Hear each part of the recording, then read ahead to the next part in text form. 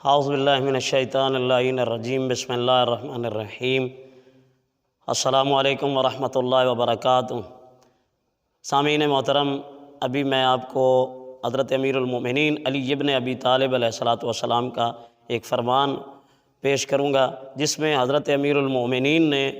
علماء امت یعنی امت مسلمہ کے جو علماء ہیں ان کے فرائض کو بیان کیا ہے، اور ذمہ داری عالم کی جو ذمہ داری ہوتی ہے وہ سب سے بڑی ہوتی ہے۔ اسی لیے مولا نے تنبیہ کی علماء کے حوالے سے کہ چونکہ امت میں علماء کرام کا بہت بڑا مقام ہے، بہت بڑی عزت ہے، جیسا کہ ایک حدیث میں ملتا ہے العلماء ورثۃ الانبیاء، کہ انبیاء کے علماء جو ہیں وہ وارث ہیں۔ علماء کو تنبیہ کرتے ہوئے مولا امیر المومنین فرماتے ہیں کہ عالم اور فقیہ مکمل وہ شخص ہے جو لوگوں کو رحمت خدا سے نا امید نہ کرے اور خدا کی طرف سے ملنے والے راحت اور سکون سے مایوس نہ کر دے، اور نہ ہی ان کو یکدم اچانک جو ہے اس طرح مطمئن کر دے کہ وہ بالکل لوگ جو ہیں اتنا مطمئن ہو جائے کہ ان کے اندر کوئی خوف والا کیفیت جو ہے وہ ختم ہو جائے، اور نہ ہی اتنا ڈرا دے کہ لوگ جو ہیں وہ رحمت الہی سے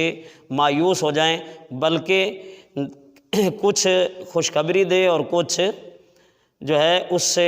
لوگوں کو عذاب جہنم سے ڈرائے اور ان کو کچھ امید بھی دلائے، وہ عالم ہے۔ اس لیے خدا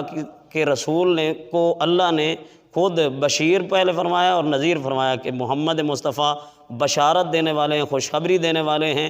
اور لوگوں کو احکام خدا پر عمل نہ کرنے پر اور ان کے احکامات کو نہ ماننے والوں